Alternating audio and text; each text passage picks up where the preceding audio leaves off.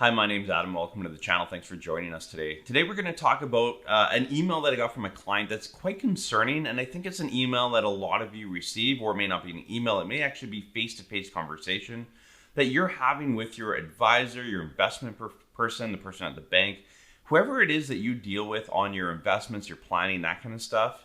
We're getting bad advice, and I want to share an email with you. Then I want to go through 3 things you should be looking for in the relationship that you have with your advisor, the person that you trust with your tax plan, with your retirement plan. This person has a lot of say and a lot of impact on what you're going to do in retirement. And for a lot of you, it saves you tens, hundreds of thousands of dollars. For a lot of you, it's costing you that much, and you probably don't know that. So I want to give you kind of 3 tips to look out for based on who you're working with, who you have been working with, and if you're looking to work with somebody moving forward, like what type of person, what things you should be looking for. So let's walk through that in this video. So I just want to quickly read the email I received just yesterday from a client. Now, this is a client actually that's been watching our YouTube videos. I'm sure he's watching this YouTube video. We did a fee-for-service plan for him and his wife not too long ago. We delivered it to them, rolled out a great tax strategy, saved them hundreds of thousands of dollars in tax. They're in their early 60s. They're just retired, and they went into their bank and they said, hey, we need to convert our RSP to RIF and start drawing money out. This is the email that he sent me. Hoping you can clarify this. Our bank told us that if we start taking our RIF, that it will affect our CPP payment that we're currently receiving. We plan on taking X amount per year. Will this affect how much we get monthly on CPP? So basically, they went to the bank and they said, look, we need to move our RSP over to a RIF and actually start taking money out. That makes the most sense on a tax perspective. We've spent a lot of time with them on this. We've shown them why they're doing this, why it's going to save them tax implications, all of that. They walked into their bank where they have their investments and they said, look, I need to convert our RSP to a RIF, and we need to take out for them. It was $28,000 each per year. Okay, so $56,000 per year combined as a family. Now, the person on the other end at the bank said, "Well, no, like this is going to have implications on your CPP payment," which is crazy because, as you know, and if you don't know, now you will. CPP is not based on income. Old age security could be based on income. CPP is not based on income. It's something that you pay into. Depending on how much and how long you pay into it, you get a guaranteed amount later in life, whether you take it anywhere between 60 and 70. Okay, we have lots of videos on that. You can check those out. Your old age security could potentially be clawed back if your income is too high. Okay, for this client, we ran the numbers. They're not even close to OAS clawback. No concern there whatsoever. But the person at the bank said, look, if you start taking your RIF, if you start taking $28,000 out of your account, you're going to lose some of your CPP. And obviously that word to client, that triggered this email. Now, of course, the bank teller, whoever their advisor at the bank, has given them some really, really bad information here. In fact, taking that money out of their RIF now saves them, again, over time in their retirement over the next 20, 25 years. It's saving them over $150,000 to $200,000 in taxes just on the strategy that we mapped out for them. So, of course, I went back to them and said, no, like move forward with your RIF. Now, I always question, why would the bank, in this case, their bank, a large Schedule 1, one of the big 5 banks, be telling them this, right? The person on the other end either has been given bad information, has never learned how CPP actually works in the first place, or doesn't want to lose the assets. Of course, if the client pulls out as combined household $56,000, let's assume that the client is paying a 2% fee on their mutual funds, right? We're talking about over $1,000 in fees that the bank is now not receiving. Now, I don't know if this is why they did it. There could be a multitude of reasons, but at the end of the day, the client's getting bad advice. If the client didn't have us to come lean on, they probably would have said, okay, like I guess that makes sense. You're my trusted advisor, so I won't convert to a RIF. I'll keep my money there, keep it growing. And I'm sure the next thing that the bank teller would have said is, hey, you should start your CPP because that would make sense, which obviously, as we know, it would not make sense. We've run those numbers for them.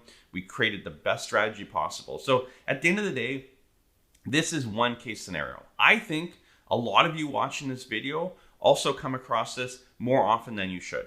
You're getting bad advice, it's costing you a lot of money, and you're not sure where to turn to for good advice. So I want to kind of go through 3 different things you can look at When you're looking to hire a financial planner or partner with someone, or even just reviewing who you're currently working with, are you getting good advice? Are you getting non-biased advice? Are you getting trusted fiduciary advice? So let's go through that now. So when you're looking for a financial planner, someone that's going to put strategy together, okay? So, planning, it could be a budget strategy if you're younger, retirement planning, tax planning, estate planning, putting kind of your pieces of the puzzle together, building out a clear roadmap for you that's going to increase your income, save taxes, make sure the most money goes to your kids, grandkids, charity, whatever it is, building out the complete plan. You want to look for a certified financial planner, CFP. The CFP, that's the highest marks in our industry, okay? I hold a certified financial planning designation, and most of the planners I know and have worked with in the past hold that. And they hold it because that is the highest designation, okay? It's kind of like a CPA or, a CA previously, but a CPA in the accounting world, okay? Would you ever go to, a large accounting firm and ask for an accountant? And if they gave you someone that wasn't a CPA, would you question it? I would hope you would, okay? Same thing on the other side. If you go to, an investment firm and you're giving someone with, just a business degree or no degree at all or no CFP, you need to ask, do they have the education, the training, the ongoing training, and the fiduciary duty to actually give me the proper advice, okay? So that's one thing. Look at the credentials. Do they have the education, the training, the skill set for what you're looking to do, okay? And again, a CFP or a certified financial planner is the highest designation in our industry. So that's where you want to go. There's some other, kind of 1B options down there. QAFP, which is a qualified associate financial planner. That's newer in our industry. And those are people that are building up to a CFP. So if you find a QAFP, again, they're working through their education. They're probably going to know a lot of stuff. That's someone else you can trust, okay? They're working towards their CFP. Have that conversation with them as well, right? If someone has a QFP, say, hey, when did you get it? Are you working towards a CFP? Are you continuing your education, okay? When a planner, just like an accountant, just like a lawyer, anyone else, any other professional, we have an ongoing education requirement, okay? I have to do, I think it's 30 hours every single year of ongoing education. I need to keep myself up to date because I hold my CFP designation. That's a huge part of it. The other part is the fiduciary. I have to do the best thing for my client, not for me, for my client. I think that's hugely important. And a CFP has those requirements. So search out a CFP. We'll put the search below. You can actually search for CFPs in Canada. I'll put the search below, and in the US actually for that matter. So I'll put the link below and you can search for a CFP in your area or just Google, right? CFP Canada, CFP USA. Find a CFP in your area or in Canada. I've said it before on this channel. We work with clients right across Canada. In fact, most of our clients, we're out in BC. Most of our clients are in Ontario. But we work with people right across Canada. We're not tied to our city or the province that we work in. So find the best CFP for you to work with to build a proper plan. The second thing you want to look for is experience. Do they have experience? Or does someone on their team that's going to be touching your plan have some experience, okay? Everyone has to start somewhere, okay? To have a CFP, when I talk about the credentials, to have a CFP, you have to have 3 years of work experience, okay? So technically, you could have a CFP professionals that's only been in the business 3 years, which could be totally fine, as long as they have someone senior above them, okay? I have a junior here, a paraplanner, Matt, here, that works with me diligently. Very, very smart man. Knows, the tax and strategy in and out, and does great job for our clients. Fantastic job. Now, he's recently graduated from university. He has a business degree. He's working towards his QAFP and CFP, okay? Very smart guy, knows a lot of stuff, but I still have my hand on everything that he does. So eventually when he starts working directly with clients, I still have my hand on stuff, okay? I've seen things. I've been in the business for 16 years.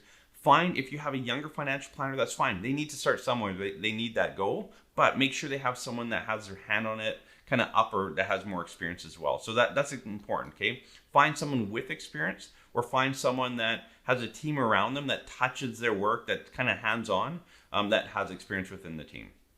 I think the experience part kind of speaks for itself. Obviously, someone that, it's like any job, right? You have more experience, you just get it, right? You don't maybe even need the education, right? I would say, my 16 years in the field is worth way more than the, 4 or 5 years of education I did. But, to have that experience, we've walked through clients into retirement for 16 years. We've done it hundreds, if not thousands of times. We've seen every different thing. And that's why when people call me, we put a plan together, they might say, I want to do this, this, and this. And I say, that's great in your head that you want to do that, but we've seen this roll out 50 times. It's probably going to go this way. So we'll make a plan this way, and we'll make a plan that way, so that we have the what if, right?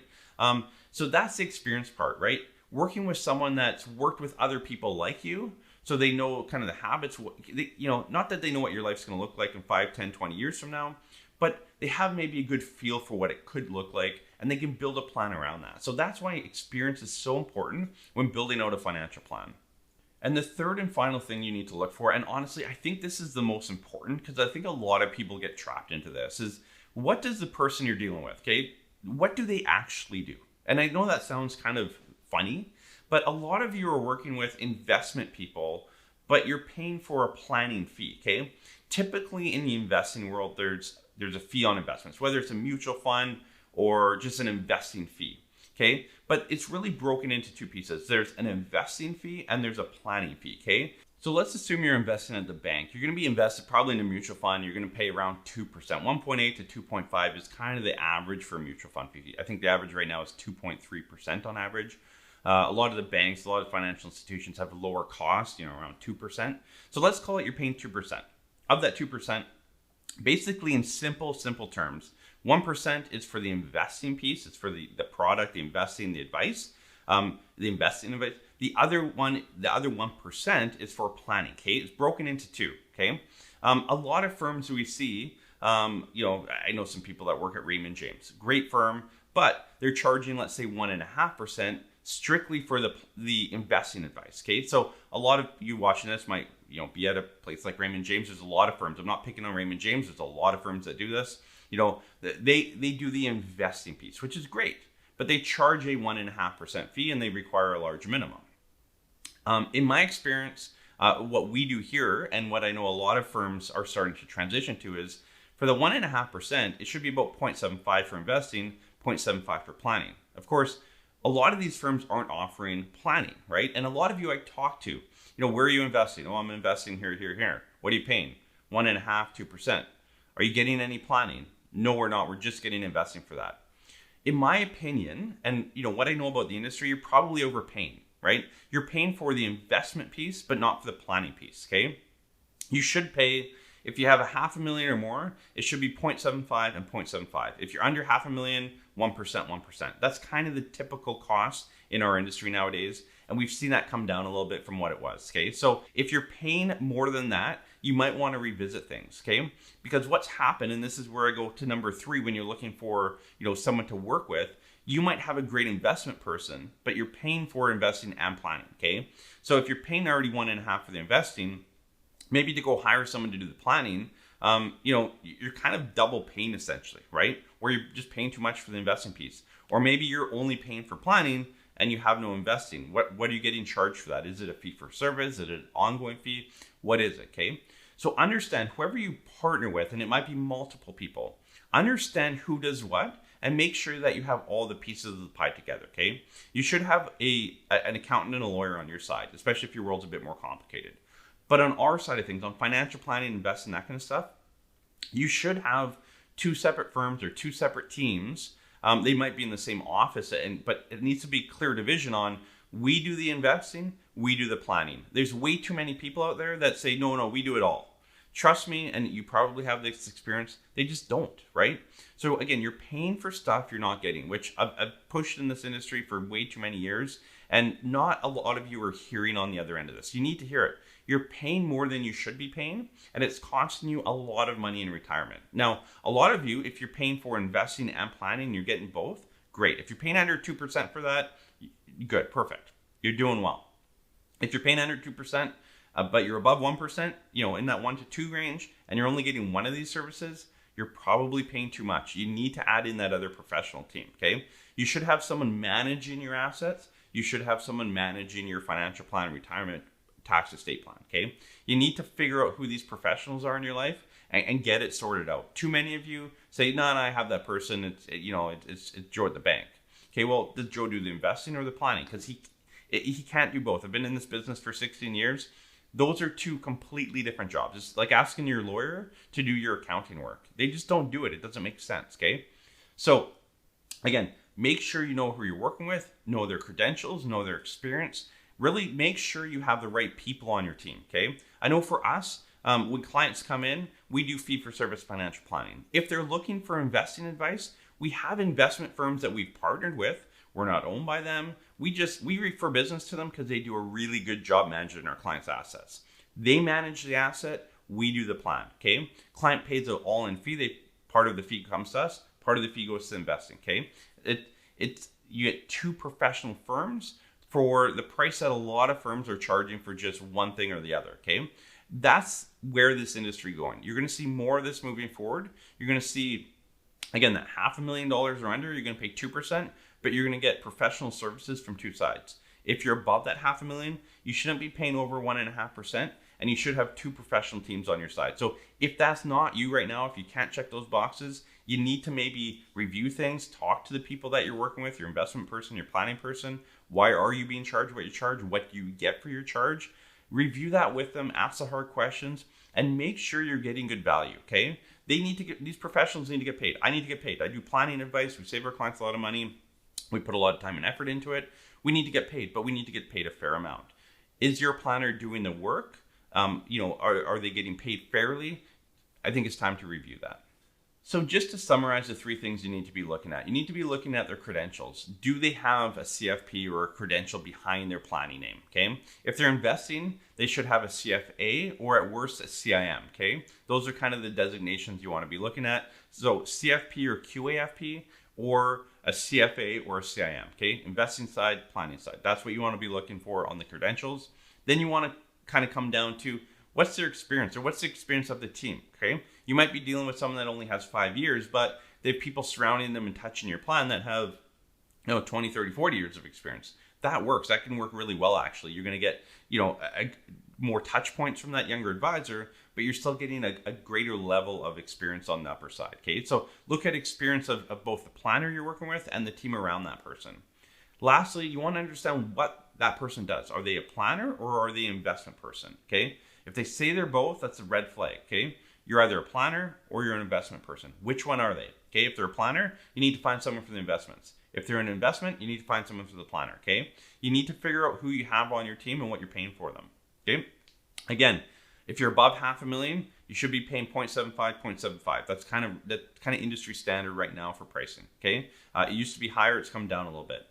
If you're under $500,000, you should be around that 1%, so 2% all in. Whether it's a mutual fund or whatever it is that you're investing in, it could be in direct stocks. You want to be 2% or under, or about 1.5% if you're above $500,000. So hopefully that helps you out. I really hope more of you don't get emails like our client got, where they're giving really bad advice that could really cost them. I mean, if I map that out, probably in six figures, probably 100,000 or more of less income, increased taxes, by listening to the person at the bank that told them that bad information. So again, it's not just banks, it's everywhere. The bad information is everywhere, and a lot of you are getting it on a daily basis.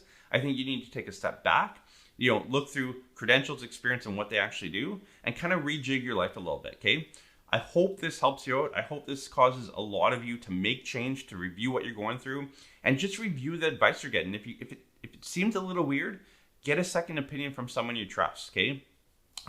We offer fee-for-service financial planning. I don't like to push that too much on this channel, but if you have no idea where to go, you need a plan, we're happy to do it. It's disconnected from product, right? We take your information, we take your retirement goals, we put it into a plan and we roll it out for you and we show you the savings, okay? We show you different scenarios. It's up to you to decide which way you want to go, but we show you the different maps, the different roads and paths you can take so that you can take the one that's best for you, okay? So again, take these three things, move forward, make change in your life, and just get better advice. And that's going to make your retirement so much better. So thank you for watching this video. If you enjoy them, hit the thumbs up. It really does help get these videos out to more people. We appreciate you watching this. We'll see you in the next one.